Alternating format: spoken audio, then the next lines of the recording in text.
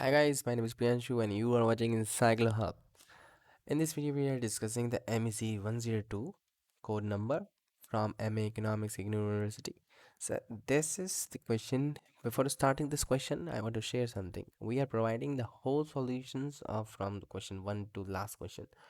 If you need the help of these questions, and this is also a paid service, we will provide the whole all the questions answers. So you can contact us on our WhatsApp number, you can message us, you can call also.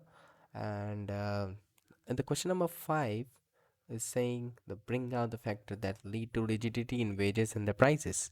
So in this one you can see the very small answer is you can see.